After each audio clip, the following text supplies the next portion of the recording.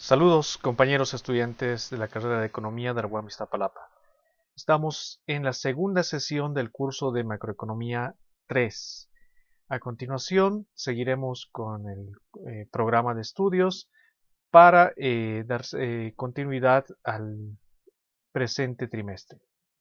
Veamos dónde nos habíamos quedado la anterior clase. La anterior clase dimos algunas definiciones, podríamos denominar fundamentales, para situarnos en el campo de estudio de la macroeconomía. Vimos un poco de la evolución histórica de las escuelas que han determinado la economía que hoy en día conocemos como oficial. Ahora, para entrar en materia, vamos a estudiar en esta sesión a los fundamentos microeconómicos.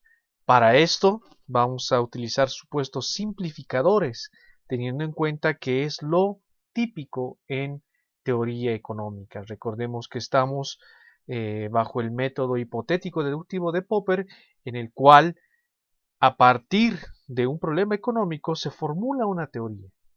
Esta teoría trata de representar el mundo de forma simplificada y a través del proceso de falsación se verificará si esta teoría puede explicar el fenómeno que pretende y de esta forma puede ser incorporada al cuerpo de conocimientos de la ciencia económica. Siguiendo esta metodología, lo que vamos a hacer ahora es tratar de comprender un marco teórico que para sus fines presenta ciertos supuestos. Estos supuestos les van a parecer muy de seguro, muy, podríamos denominarle heroicos. Estamos hablando de la economía de Robinson Crusoe. En la economía de Robinson Crusoe, haciendo referencia a aquel náufrago que se perdió y logra sobrevivir en una isla, trataremos de comprender a una unidad económica simplificada, la cual consume y produce al mismo tiempo. Dado esto, dado que en la analogía de Robinson Crusoe es un náufrago, el cual tiene que velar por sí mismo y si quiere consumir debe producir, es que se tiene este caso de estudio y lo vamos a ir estudiando paso a paso. Nos estamos basando en el capítulo 3 del libro de Barro, en primer lugar. En esta economía, lo que se va a estudiar es tres elementos fundamentales: el esfuerzo laboral, cuánto trabajo, la producción, es decir, cómo se produce y cuánto se produce, y el consumo. Vamos a establecer de dónde viene, a qué se debe este consumo.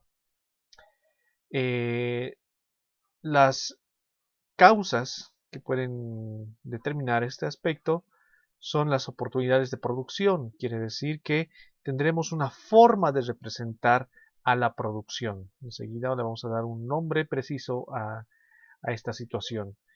Y también que esta unidad económica, que al mismo tiempo produce y consume, tendrá preferencias entre trabajar y consumir, teniendo en cuenta que el trabajo lo vamos a entender no como un bien, sino lo vamos a entender como un mal, debido a que trabajar en esta lógica es desagradable, pero para poder consumir se requiere trabajar. Entonces, a través de este mal, que es el trabajo, se puede obtener un bien, que es el consumo. Pero el trabajo también lo vamos a ver desde otro punto de vista, lo vamos a ver desde su inverso. Es decir, ¿qué es lo contrario del trabajo? ¿No es cierto? Es descansar, es decir, disfrutar de ocio. Y resulta que el ocio constituirá un bien en esta economía. Entonces al trabajo lo podremos ver como un mal que tiene su contraparte, que es el ocio, que es un bien en esta economía. Al mismo tiempo, como habrá decisiones entre cuánto consumir y cuánto trabajar, decisiones que se tomarán al mismo tiempo, podremos estudiar algunos de forma rápida, hacer un repaso a microeconomía y ver cómo es que se dan dos situaciones que surgían en la teoría de las preferencias del consumidor, que es el efecto riqueza y el efecto sustitución. Pasemos a la siguiente. La producción, como habíamos mencionado, es una unidad económica que consume y trabaja. Vamos a pensar que es un hogar representativo. Y bajo la metodología de la macroeconomía microfundamentada, al tratar a un hogar representativo, estaremos posteriormente agregando y se tendría a todos los hogares de la economía. Además, esta unidad económica produce y contrata. Es decir, que al mismo tiempo estará haciendo la labor de hogar y al mismo tiempo la labor de empresa. También vamos a decir un ejemplo. Se puede decir que un ejemplo que tal vez han escuchado o han visto en algunos textos de economía, por sobre todo en el típico ejemplo del flujo circular de la economía, que los hogares son propietarios de las empresas privadas. ¿Cómo?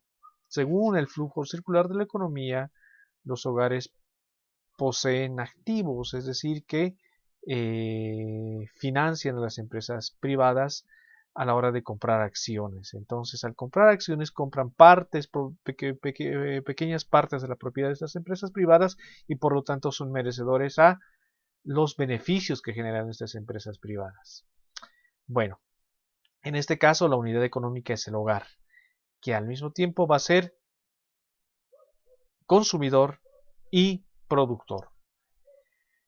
Y la función de producción, que es la forma en que la producción se manifiesta, en este caso va a venir explicada por esta expresión que nos dice que YT, la producción en un momento del tiempo T, es función del trabajo en un momento del tiempo T. ¿Qué quiere decir? Que el trabajo es el único factor de producción que va a determinar el producto.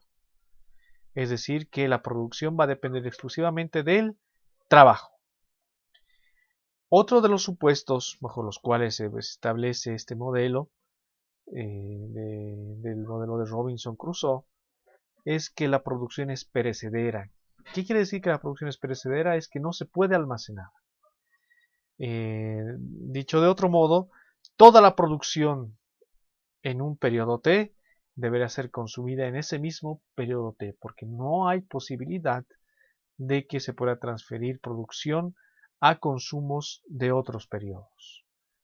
Pueden pensar en un producto que solamente dura un día y al día siguiente ya no. El trabajo es productivo. A mayor trabajo, mayor producción. Entonces, esta función tendrá símbolo positivo, que quiere decir que mientras más se trabaje, el producto efectivamente será mayor. Pero al mismo tiempo, se verificará la ley de los rendimientos marginales decrecientes de los factores productivos. En este caso, el factor de producción trabajo mostrará esta productividad marginal decreciente. ¿Qué quiere decir esto? Ya sabemos que mientras más se trabaje, más producto. Pero si aumentamos una unidad adicional de trabajo, el producto resultante de esta unidad adicional de trabajo será menor que la unidad anterior de trabajo. Quiere decir que si aumentamos en una unidad del trabajo, la producción aumenta cada vez en menor medida. Quiere decir que si yo trabajo una unidad más, si el trabajo se aumenta en una unidad más, la producción, por decirles, aumenta en 10. Se aumenta en una unidad más la producción ya no aumenta en 10, sino aumenta en 8. Se aumenta una unidad más la producción, ya no aumenta en 8, sino aumenta en 5. Entonces 10, 8 y 5 será la productividad marginal del trabajo, que es fruto de aumentar el trabajo, pero cada vez es menor.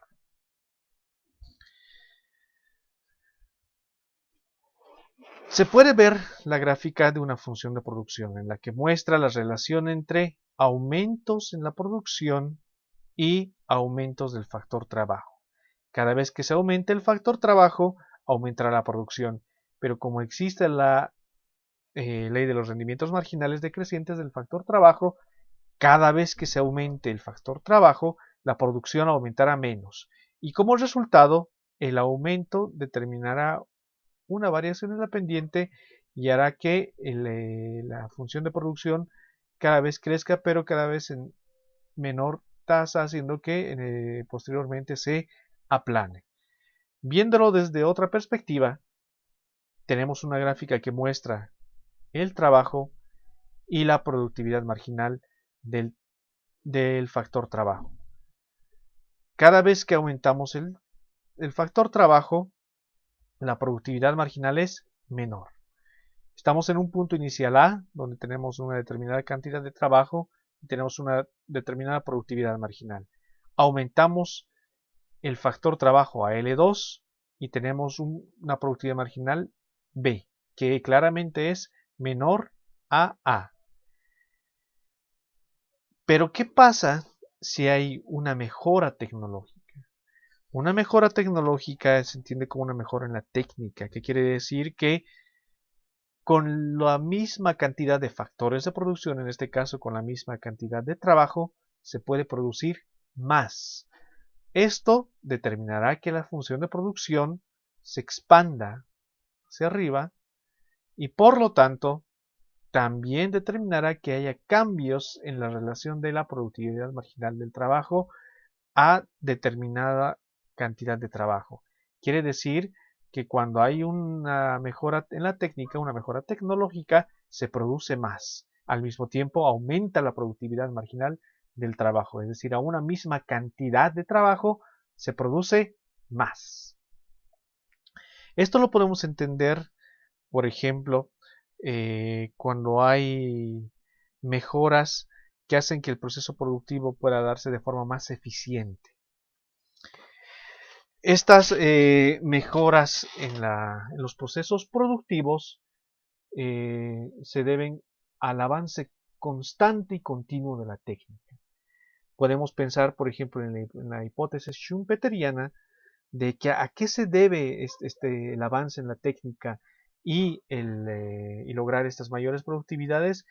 Se debe básicamente a la búsqueda incesante de los empresarios de nuevas técnicas productivas para poder ser más competitivos y poder eliminar a la competencia, de tal forma que puedan brindar mejores productos a menores precios y de esa forma eliminando a su competencia.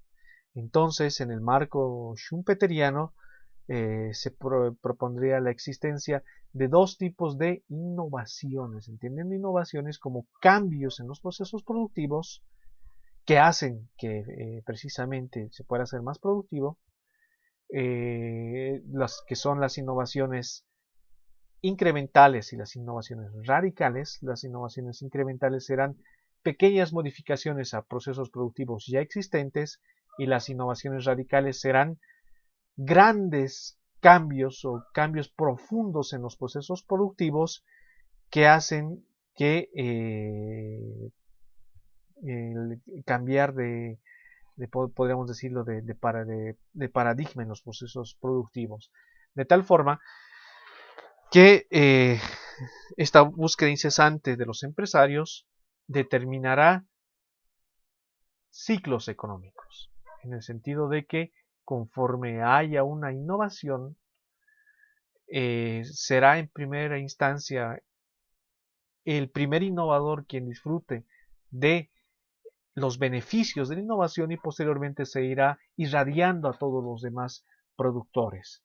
Posteriormente sobrevendrá un estancamiento económico en el sentido de que la búsqueda de nuevas formas de producir no dé resultados y no va a ser hasta que se dé un nuevo proceso de innovación que haya un nuevo proceso de expansión económica. Entonces, esa es una de las causas por las cuales se puede dar una mejora en la técnica. la constante búsqueda de nuevas formas de producción que hagan que se goce de una ventaja con respecto a la competencia y de esa forma ser mucho más productivo. Preferencias entre consumo y ocio. Como hemos mencionado, se consume todo lo que se produce y porque no se puede almacenar. De tal forma que ya conocemos la función de producción, que es YT, que se debe a cuánto se trabaja, ¿no es cierto? Pero deberá ser igual exactamente a CT, que es el consumo. Pero el consumo habíamos dicho que es un bien, y como es un bien, genera utilidad. ¿Qué entendemos por utilidad? Pues entenderemos todo aquello que genera satisfacción en los agentes económicos. Por ejemplo, el libro de Fontaine de Microeconomía menciona que la utilidad es un R que podríamos denominar es algo que se quiere alcanzar, algo que se quiere llegar, ¿no? Y mencionaremos que se cumplen las siguientes condiciones. Que para gozar de mayor consumo, si queremos consumir más, si queremos más de este bien, que es consumo, se requiere mayor producción. Pero como la producción depende del trabajo, para lograr esa mayor producción se requiere más trabajo. Entonces, al final de cuentas, la decisión de consumir, producir, depende de la cantidad de trabajo. Entonces, la cantidad de trabajo es la decisión principal en esta economía. Y diremos que la función de utilidad para cualquier periodo T es la siguiente, que lo que me da utilidad, lo que me causa bien, lo que deseo, es función de el consumo, y podemos ver que que tiene un signo positivo, en el sentido de que a mayor consumo yo estoy mejor, me es más útil. Una función de utilidad que tenga más consumo, yo la voy a desear más que otra que tiene menor consumo. A continuación, en el siguiente argumento tenemos trabajo, pero el trabajo tiene signo negativo, y como hemos mencionado, tiene signo negativo debido a que es un mal. Al ser un mal, conforme mayor sea el trabajo, peor estaremos. Quiere decir que estaremos mejor conforme menor sea el trabajo. Estaremos mejor conforme menor sea el trabajo. Por estos símbolos. Mi utilidad mejora conforme haya más consumo y haya menos trabajo. Pues suena coherente, ¿no es cierto? Entonces, cada economía doméstica elige el nivel de trabajo y consumo que maximice, que haga máxima, que haga más alta la función de utilidad, sujeta a la restricción de que el consumo es igual a la producción y la producción se debe a cuánto trabajo se dedica a esta. Entonces, este agente económico quiere hacer máxima su utilidad considerando este aspecto como restricción. Pasemos a la siguiente. Resulta que la utilidad marginal es decreciente, tal como habíamos mencionado en el caso de la productividad marginal del factor trabajo. Resulta que la utilidad marginal también muestra esta tendencia decreciente. Y esto se manifestará en el sentido de que a mayor ocio y menor consumo, el consumo se hace más importante. Cuando se tiene mucho tiempo de sobra, debido a que se trabaja poco, considerando que yo puedo consumir en función a lo que trabajo, si trabajo poco, evidentemente consumiré poco.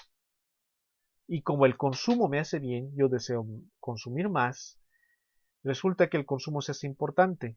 Quiere decir que cuando hay mucho ocio y poco consumo, el consumo se hace más importante. En el sentido de que una unidad adicional de ocio reportará una utilidad mínima a este agente económico. Entonces, de esta forma, el agente económico, la economía decide alcanzar su curva de indiferencia lo más alta posible. En este caso tenemos dos bienes, ¿no es cierto? Tenemos el consumo y tenemos no un bien, sino un mal, el trabajo. Y como resultado tenemos curvas de indiferencia que tienen pendiente positiva. Y nos está mostrando precisamente estas curvas de indiferencia, la combinación de consumo y trabajo que es indiferente para un determinado consumidor. Quiere decir que todas las combinaciones de trabajo y consumo que están sobre la curva de indiferencia 1 mostrarán que el agente económico es indiferente ante cualquier elección, le da igual. Por lo tanto, si nos situamos en un punto cerca a U1, es prácticamente indistinto que nos situemos a un punto que esté muy por debajo, pero aún así estamos sobre la misma curva de indiferencia. Al consumidor no le interesa moverse sobre la misma curva de indiferencia, sino lo que le interesa es alcanzar la curva de indiferencia más alta, porque le reportará mayor utilidad. Como están viendo, efectivamente estamos recordando algunos conceptos de microeconomía. Como habíamos mencionado, la decisión de cuánto trabajar es la trascendental en esta economía, puesto que el trabajo determina la producción y la producción determina el consumo. Y para recordar a qué hacía referencia la productividad marginal de trabajo, aquí tenemos la definición, ¿no es cierto? Que la productividad marginal de trabajo es la cantidad adicional de producción fruto de una unidad adicional de trabajo. Es decir, cada vez que aumentamos una unidad del trabajo, ¿cuánto aumenta la producción total? Y por la ley de los rendimientos decrecientes, sabemos que el aumento subsecuente del factor trabajo determina que la producción aumenta cada vez menos. La pendiente de la curva de indiferencia, vamos a denominar esta pendiente como M, vamos a decir que es la cantidad adicional de consumo requerida para compensar ocio. Como habíamos mencionado, sobre una misma curva de indiferencia se tiene combinaciones de consumo y trabajo. De tal forma que si se desea consumir más, se necesita trabajar más. Y al trabajar más estoy sacrificando ocio. Entonces, la curva de indiferencia me estará mostrando precisamente estas combinaciones de consumo y trabajo e indirectamente de consumo y ocio. Si la productividad marginal del trabajo es mayor a la pendiente de la curva de indiferencia, hay posibilidad de mejorar el consumo. Quiere decir que si se trabaja más, es decir, aumenta el factor trabajo, pero por la ley de los rendimientos marginales decrecientes, cada vez que se aumenta el trabajo, el producto obtenido es cada vez menor. Entendemos que la productividad marginal del trabajo es menor cada vez que aumenta L, haciendo que se aproxime cada vez más a la pendiente de la curva de indiferencia que aumenta, hasta un punto en el que se igualan y ya no compensa trabajar más. En ese punto se estará en un punto de equilibrio en el que se compensa exactamente el trabajo con el consumo que se tiene y se tiene que la productividad marginal del trabajo es igual a la pendiente de la curva de indiferencia. Digamos que es un punto óptimo, es un punto en el cual las preferencias del consumidor, del agente representativo, son coherentes con su elección. Cada economía, en este caso, elegirá una combinación de trabajo que maximice su utilidad. Consumo y trabajo. Y esta combinación de consumo y trabajo tiene la característica de que en ese punto la productividad marginal del trabajo es igual a la pendiente de la curva de indiferencia. En otras palabras, cuando la función de producción es tangente a la curva de indiferencia. Para verlo esto de forma gráfica, tenemos la siguiente gráfica, donde tenemos las curvas de indiferencia, como hemos mencionado, U1, U2, U3, U4, U5, y sobreponemos la función de producción, que está con la línea segmentada, que estamos viendo debajo del mouse. Y, por ejemplo, si estamos sobre la función de producción, y estamos en un punto, por ejemplo, D, tenemos que las pendientes son diferentes. La pendiente de la función de producción es mayor que la pendiente de la curva de indiferencia.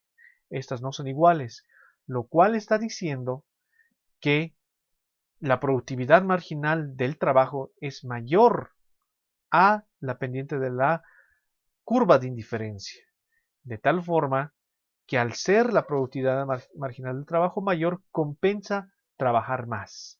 Y efectivamente se aumenta el factor trabajo desde D hasta E y estamos sobre la misma función de producción, es decir, un punto viable, y llegamos hasta el punto E, donde exactamente la pendiente de la función de producción iguala a la pendiente de la curva de indiferencia más alta posible. Y la curva de indiferencia más alta posible es la curva de indiferencia U3. Exactamente en ese punto donde se está virando la función de producción, hace tangencia sobre la curva de indiferencia 3 y se tiene un punto óptimo. Es decir, un punto en el cual las elecciones de trabajo y consumo son las mejores posibles. Recordemos que estamos echando de mano mucho de la microeconomía que se ha aprendido en la carrera para abordar un tema macroeconómico. Estamos tratando de modelar una macroeconomía mediante la aproximación de Robinson Crusoe. ¿A qué se puede deber desplazamientos de la función de producción? Resulta que choques aleatorios reducen la función de producción. El ejemplo clásico y el ejemplo que está en barro nos menciona que es, por ejemplo, el mal tiempo. El mal tiempo, pensémoslo como huracanes, lluvias, todo aquello que puede destruir producción, es un choque aleatorio porque no sabemos cuándo puede ocurrir y de qué magnitud. Destruye la producción y eso significa que la función de producción se contrae, se hace más pequeña. A cualquier nivel de factor trabajo se produce menos. ¿Debido a qué? Al mal tiempo. Hace algunos años hubo una temporada de huracanes que determinó que la producción mexicana, parte de la producción mexicana se destruyera. En ese tiempo, evidentemente se produjo menos y como se produjo menos, el producto era escaso y por lo tanto subió de precio. Mejoras en la técnica aumentan la producción. Hemos visto, por ejemplo, que la innovación hace que se busque mejores formas de producir, que se trate de transformar los procesos productivos de tal forma de tener una ventaja con respecto a la competencia. Entonces, mejoras en la técnica aumentan la producción. Quiere decir que manteniendo la misma cantidad de factores de producción, en este caso el factor es trabajo, manteniendo la misma cantidad de trabajo, se puede producir más. Una mejora en la técnica, por ejemplo, pensemos en el descubrimiento de la electricidad. El descubrimiento el empleo de la electricidad en los procesos productivos determinó que se abandonen procesos un tanto más arcaicos, como por ejemplo es el uso de el carbón como matriz energética. Determinó una mayor productividad, una menor dependencia de recursos naturales y posibilidades, por ejemplo, de segmentar o modularizar la producción en beneficio de poder reducir los costos y estar en mejores condiciones productivas. Entonces las mejoras en la técnica aumentan la producción. En función a que haya cambios en la función de producción, resulta que los agentes económicos modificarán sus decisiones y podemos descomponer los aspectos bajo los cuales los agentes económicos responden en dos elementos. Uno es el efecto renta o el efecto ingreso, que nos dice que un cambio neto en el ingreso de los agentes económicos hace que se pueda disponer de más bienes que den más utilidad. Y el efecto sustitución hace referencia a cambios en el costo relativo entre los dos bienes, es decir, un bien en términos de otro, que hace que se preferirá consumir más de un bien que de otro. Veámoslo con el instrumental gráfico. El efecto riqueza lo vamos a entender aquí como un desplazamiento de la función de producción en paralelo. Simplemente se produce más. Al producirse más, en el esquema donde se intersecta la función de producción con la curva de indiferencia U3, es decir, el equilibrio inicial, teníamos un L estrella y un C estrella, que son las decisiones óptimas de trabajo que determinan un consumo óptimo, pero ante una situación de desplazamiento de toda la función de producción, se desplaza la línea segmentada hacia arriba y podemos alcanzar una curva de indiferencia mayor. Por ejemplo, pensemos en la curva de indiferencia U4, que es mayor a la U3, y nos determinará que podamos estar en una situación mejor, debido a que podemos tener más de un bien y menos de un mal. Recordemos que estamos ante una situación en que el consumo es un bien y el trabajo es un mal. Es por eso que las curvas de indiferencia tienen pendiente positiva. En el caso en que estuviéramos ante un bien y un bien, es decir, dos bienes, tendríamos curvas de indiferencia con pendiente negativa, ¿no es cierto? En este caso, tenemos un nuevo equilibrio en el que hay más consumo y menos trabajo. Y efectivamente estamos en una situación mejor, debido a que recordemos que el trabajo lo podemos entender también como su contraparte, el ocio. ¿Qué significa trabajar menos? Trabajar menos significa más ocio. Entonces, en este punto, el nuevo punto de equilibrio donde se intersecta la nueva función de producción y la curva de indiferencia más elevada U4, se goza de más consumo y más ocio. En este caso tenemos menos trabajo, que es equivalente a más ocio. Entonces simplemente el efecto riqueza nos estará diciendo que ante un aumento neto del ingreso se podrá gozar más de más bienes que me reporten una mayor utilidad. Pensemos el caso ahora del efecto sustitución. Habíamos comentado que simplemente en el efecto renta, en el efecto ingreso, había un desplazamiento paralelo de la función de producción. Pero si consideramos toda la función de producción, podrá resultar que hay un cambio en la pendiente de la función de producción. Efectivamente, esta función de producción más elevada segmentada tiene diferente pendiente a la función de producción original. Si sobreponemos la nueva función de producción con la anterior función de producción a un mismo nivel de trabajo, el estrella, vamos a juntar este punto negro con este otro punto negro en el estrella, resultará que evidentemente estas curvas tienen diferente pendiente.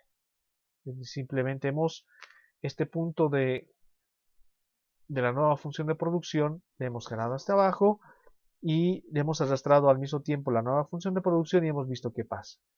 Y resulta que la nueva función de producción tiene una pendiente diferente. Al tener una pendiente diferente, también modificará las elecciones con respecto a la función de utilidad más alta posible.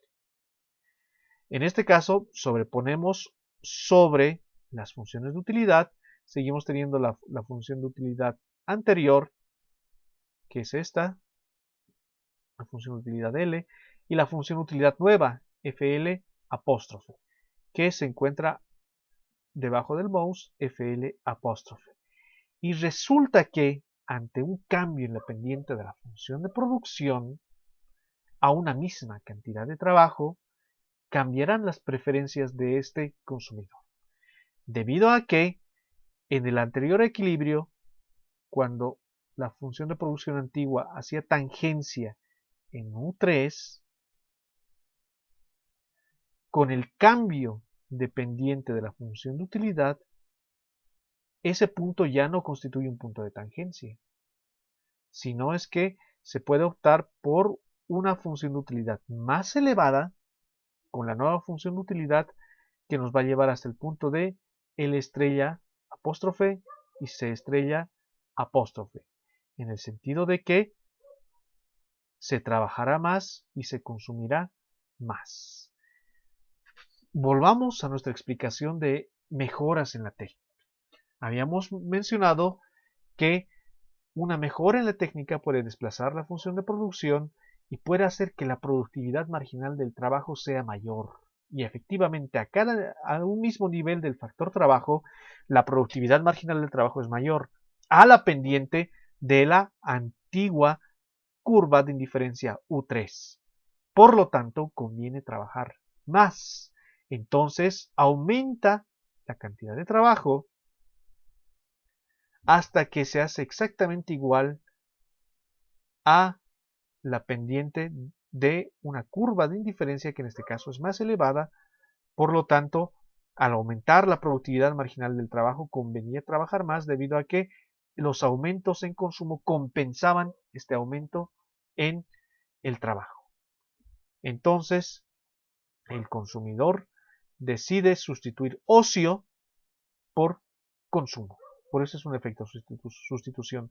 Sacrifica las cantidades de ocio que disfruta al nivel L estrella por mayor consumo al tiempo que trabaja más y reduce su cantidad de ocio. Debido a que compensa. Lo compensa porque la productividad marginal del trabajo es mayor a la pendiente de la función de utilidad anterior. Hasta un nuevo óptimo en el que tenemos L estrella apóstrofe y C estrella apóstrofe, donde se da el efecto sustitución. En el texto de Robert Barro también hace referencia, para finalizar el capítulo de las preferencias, que puede haber un efecto total. Antes de ir a esta lámina, pasemos al anterior, al efecto riqueza. El efecto riqueza nos está mencionando que ante un desplazamiento hacia afuera de la función de producción, el trabajo disminuye. Pero el efecto sustitución nos está mencionando que ante la misma causa, un desplazamiento de la función de producción hacia afuera, el trabajo aumenta. Entonces tenemos esta dualidad. Se desplaza la función de producción, se produce más, el trabajo disminuye. Se desplaza la función de producción, se produce más, pero se trabaja más. Si combinamos ambos efectos, el efecto ingreso y el efecto sustitución, tendremos un efecto total. Es decir, ¿cuál es el efecto que predomina? Predomina el efecto riqueza, el efecto ingreso, de que al aumentar la función de producción, yo al producir con una misma cantidad de trabajo se produce más, entonces decido trabajar menos, o debido al cambio en la pendiente de la función de producción, decido sustituir ocio por consumo, es decir, trabajar más, ¿Cuál ganará? ¿Que que el trabajo disminuya o que el trabajo aumente? Y precisamente esto estará en función a cuán grande sea el efecto riqueza y cuán grande sea el efecto sustitución. Al final de cuentas, cada uno prevalecerá y determinará diferentes funciones de demanda, recordando las clases de microeconomía 1. En suma, esto es lo que presenta el texto de Robert Barro con respecto al modelo de Robinson Crusoe. Nos está dando como los fundamentos microeconómicos, básicamente es microeconomía lo que hemos visto hasta el momento, para ver cuál es la decisión óptima que toma este agente económico con respecto a trabajar y por lo tanto consumir.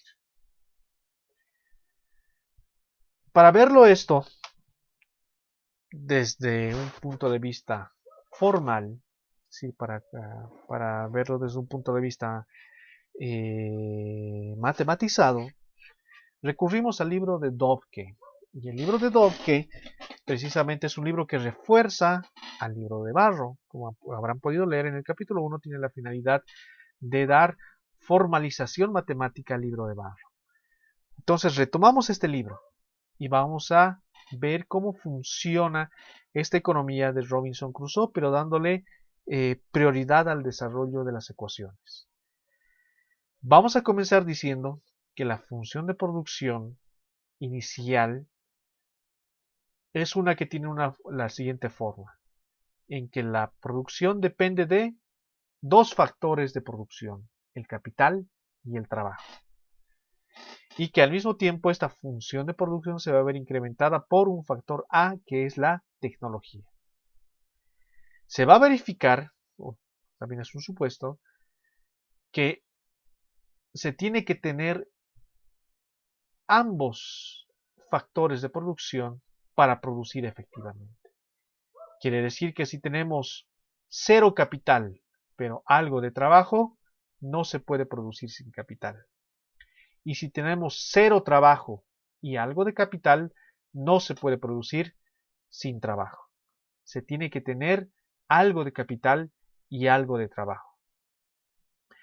Para operacionalizar esta función genérica que estamos diciendo que simplemente que la producción es función del capital y del trabajo, podemos darle una forma funcional, una función matemática específica para representar a la producción. Y utilizamos la famosa función de producción Cobb-Douglas, que tiene propiedades deseables y que nos va a servir de buena manera en esta exposición. Como sabemos, la función de producción Cobb-Douglas debe cumplir que la suma de los exponentes sea 1. De tal forma que si tenemos que si alfa está entre 0 y 1, la suma entre 1 menos alfa y alfa debe dar 1. Entendiendo a 1 menos alfa y alfa como la participación en la producción del capital y la participación del trabajo en la producción. 1 menos alfa es la participación del capital en la producción, alfa es la participación del trabajo en la producción. Es decir, qué tanto pesa cada uno de estos elementos a la hora de determinar la producción. Vamos a mencionar que la función tiene retornos constantes a escala. Quiere decir que si yo duplico la cantidad de trabajo y capital, la producción también se duplicará. Si triplico el trabajo y triplico el capital, se triplica la producción. Pero recordemos que en el libro de Barro teníamos que la producción depende exclusivamente del factor trabajo, es decir, que no se menciona el capital. Esto lo podemos operacionalizar de la siguiente forma. Decimos que el capital sea fijo e igual a 1. Si el capital es fijo e igual a 1, no estamos violando la condición de que el capital sea 0 y por lo tanto haya 0 producción, sino estamos diciendo que es una cantidad diferente a 0, por lo tanto no se viola esa condición y por lo tanto la producción es positiva. Y si hacemos que el capital sea igual a 1, reemplazamos capital igual a 1, 1 elevado a cualquier exponente es igual a 1. Y 1 por A y por L a la alfa es igual a L a la alfa. Es decir, que todo esto, todo K elevado a la 1 menos alfa se convierte en 1 y por lo tanto queda que la producción es igual a la tecnología multiplicada por el factor trabajo elevado a la participación del trabajo en la producción, es decir, alfa. Aquí tenemos un gráfico a un costado y este gráfico nos está mostrando la función de producción Cobb-Douglas en 3D, debido a que tenemos tres variables. Tenemos la producción, tenemos el trabajo y tenemos el capital. Si aumenta el capital, debe aumentar la producción. Si aumenta el trabajo, también debe aumentar la producción. De tal forma que se tiene una figura en la cual muestra que aumentos sucesivos de capital y trabajo aumenta también la producción. Pero este gráfico se volverá simplemente en uno de dos dimensiones, es decir, en R2, debido a que estamos suponiendo que el capital es 1 y basta con decir que el trabajo es el que determina la producción y son válidas las gráficas que estamos utilizando hasta hace un momento que eran en 2D, en R2. Para obtener la productividad marginal del trabajo, en términos ya operacionales, lo que se tiene que hacer es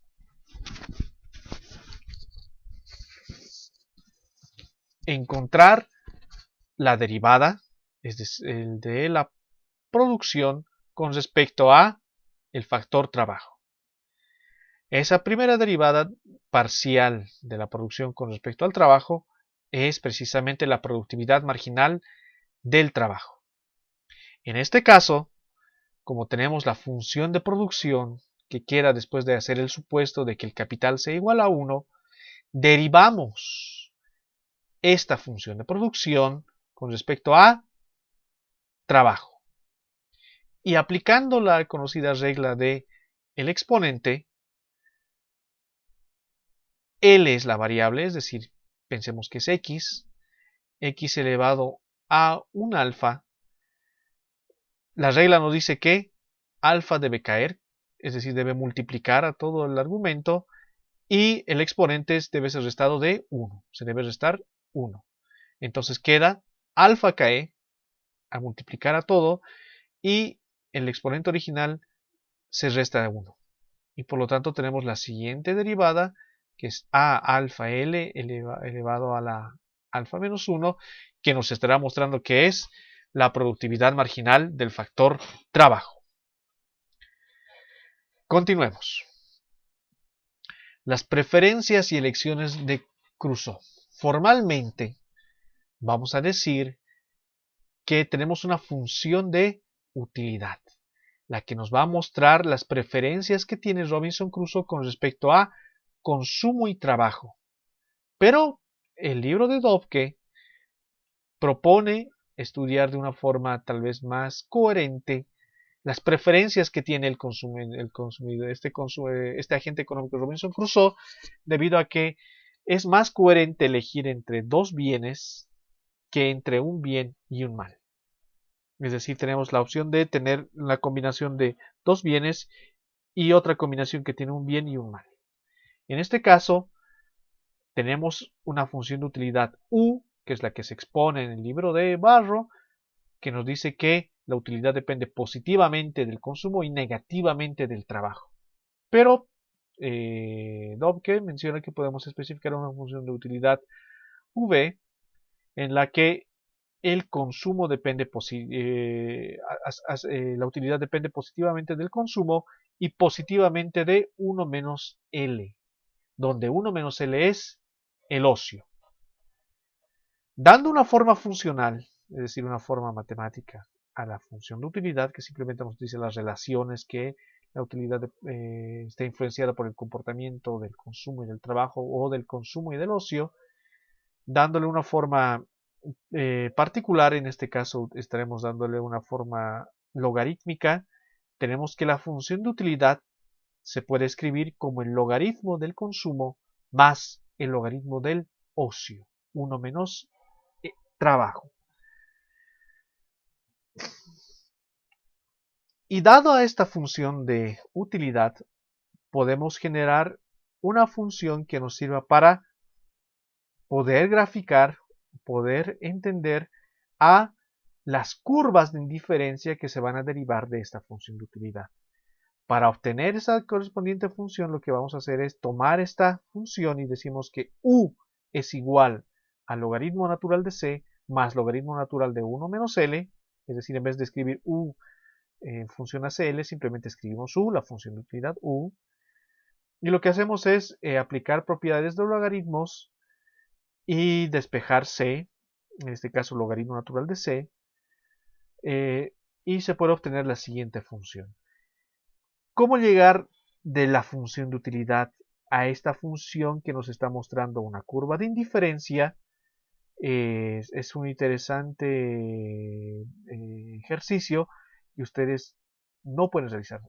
Es decir, no les estoy sugiriendo que realicen, sino les estoy instando a que deben realizarlo de forma, digámoslo, obligatoria. Es decir, tienen que hacer la matemática y la álgebra necesaria para llegar de esta función a esta otra, que simplemente es despejar c, considerando que no van a escribir u función de c, simplemente van a escribir u. Y escribiendo u, llegan a esta forma funcional y tenemos que la utilidad siempre va a ser mayor conforme la curva de indiferencia sea mayor. Entonces aquí tenemos una función que nos sirve para entender la curva de indiferencia y pasamos a la siguiente etapa. Pasamos a la siguiente de la elección, es decir, cómo va a elegir las cantidades de consumo y trabajo que maximicen la utilidad de Robinson Crusoe.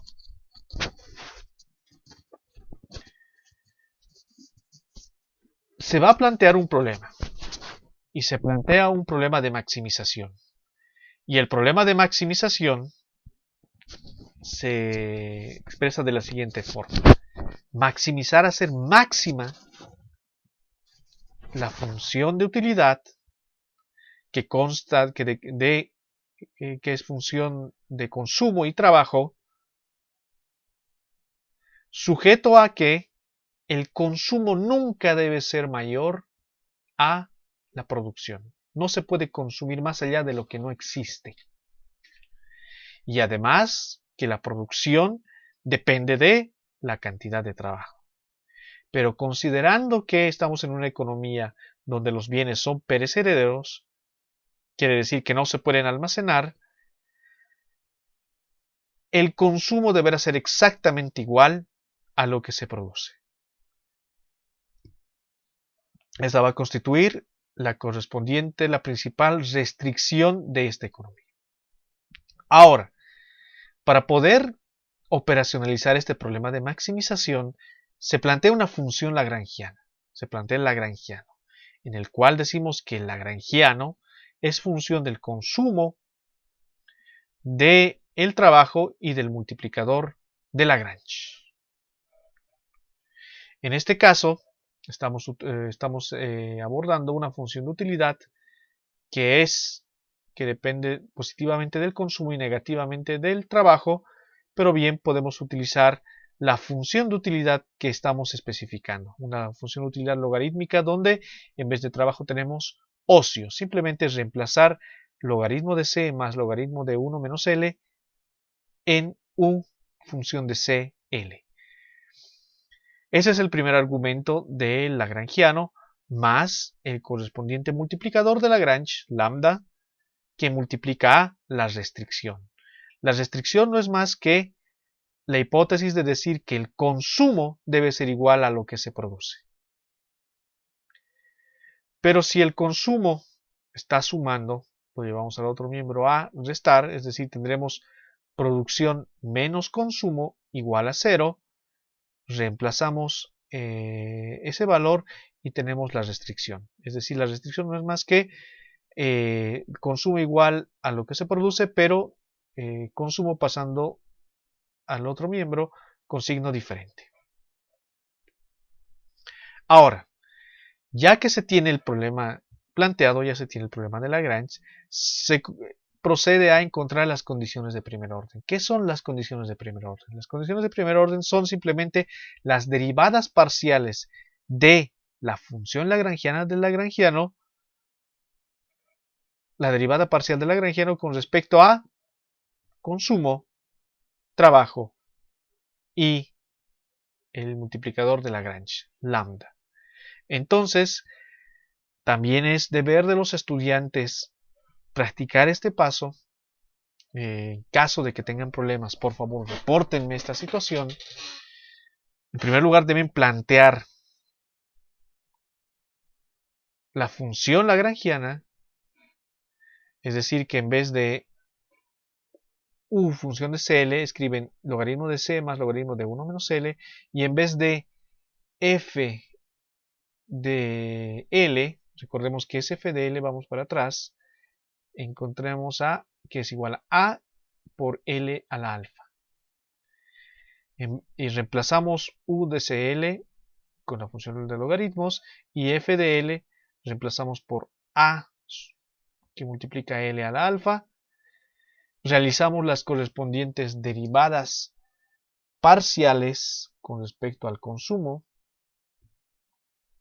las derivadas parciales con respecto al trabajo y la derivada parcial con respecto al multiplicador de Lagrange lambda.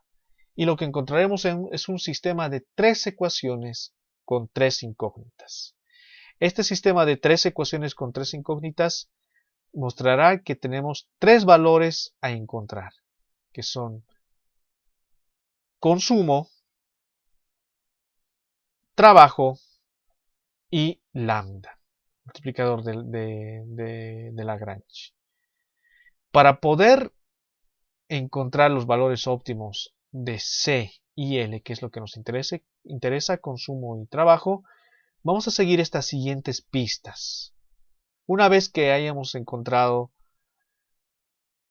las correspondientes condiciones de primer orden, vamos a denominar a la condición de primer orden con respecto al consumo ecuación 1, la condición de primer orden con respecto al trabajo ecuación 2 y la condición de primer orden con respecto a lambda ecuación 3.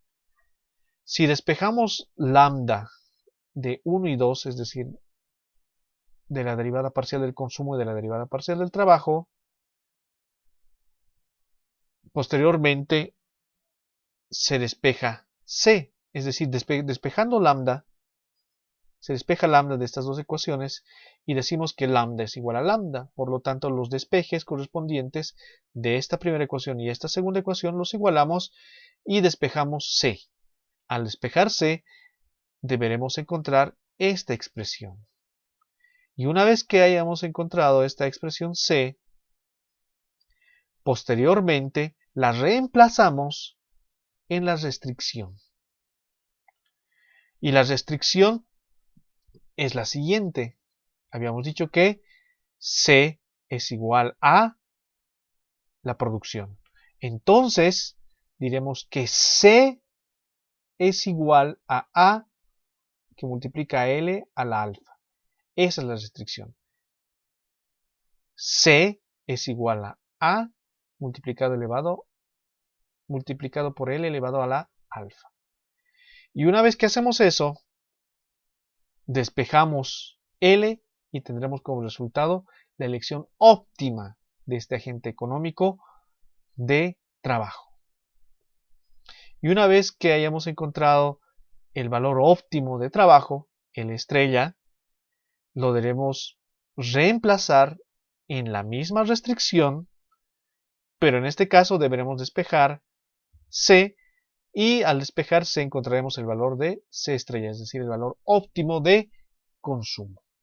Con este ejercicio habremos encontrado los valores óptimos de consumo y trabajo que maximizan la utilidad de Robinson Crusoe, dada su restricción de que todo lo que produce debe consumirse. Entonces, en función a este problema planteado, se tienen las siguientes decisiones óptimas.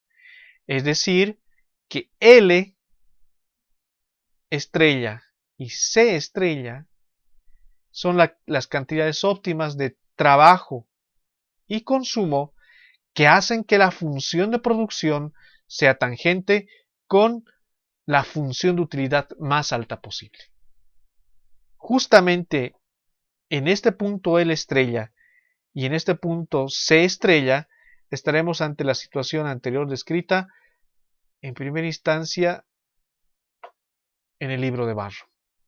Tenemos L estrella y tenemos C estrella y por lo tanto habremos encontrado los valores de cuánto trabajo y cuánto fruto de ese trabajo, cuánto se consume en función a la función de producción y su pendiente que es igual exactamente a la función de utilidad, a la curva de indiferencia más elevada posible.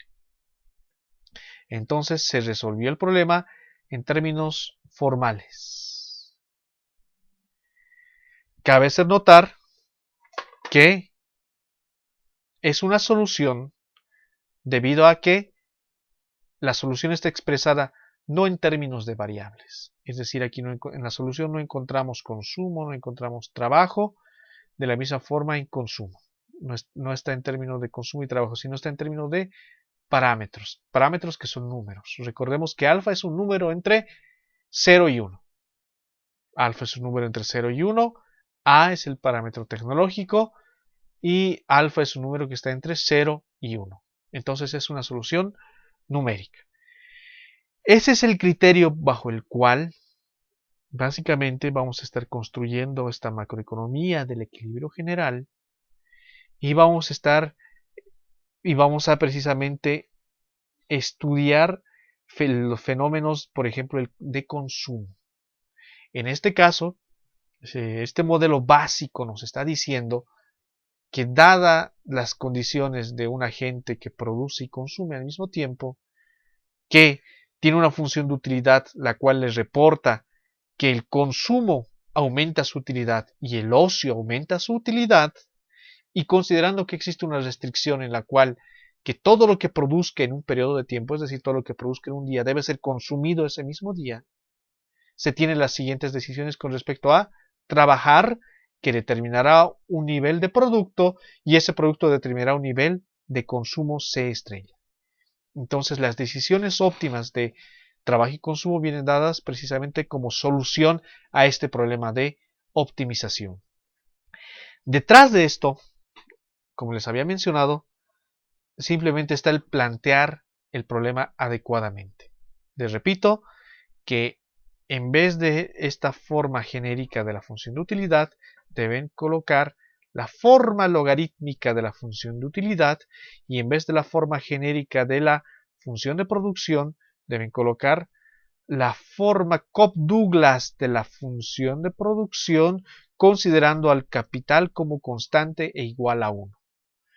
Dado esto, prácticamente ya tienen el lagrangiano y lo que queda es simplemente aplicar cálculo diferencial. Aplicar las correspondientes derivadas con respecto al consumo, al trabajo y lambda. Aquí sería bueno que revisen algunos textos de economía matemática. Por ejemplo, pueden recurrir al conocido Alpha Chang, Métodos Fundamentales de Economía Matemática, o al libro de Zitzeder, y que de la misma forma contiene elementos de economía matemática que les puede ayudar a refrescar o a recordar las correspondientes reglas de derivación que les van a ayudar a formular las condiciones de primer orden. Las condiciones de primer orden son simplemente derivadas. Paso clave: una vez que se ha derivado, se iguala a 0. Una vez que se iguala a 0 cada una de las condiciones de primer orden, se tiene un sistema de 3 ecuaciones con 3 incógnitas. Les he dejado una pista de cómo resolver este sistema de ecuaciones, pero como es un problema en última instancia algebraico, no tiene una única forma de resolverse. Por lo tanto, ustedes son libres de resolver el sistema de ecuaciones y encontrar L estrella y C estrella, que simplemente es la solución al sistema de ecuaciones para L y para C. En anteriores cursos que he impartido, efectivamente los estudiantes logran llegar a las soluciones de diversos modos. Entonces aquí es una cuestión simplemente de álgebra, partiendo de que sus derivadas sean correctas. Con respecto a las derivadas, consejo, cuiden los signos. Cuiden los signos, una vez que cuiden adecuadamente los signos, podrán tener las condiciones de primer orden adecuadamente, resuelven el sistema de ecuaciones y tienen estas soluciones. Para el día miércoles voy a dejar unas actividades. Esas actividades van a estar íntimamente ligadas con el esquema planteado en esta sesión.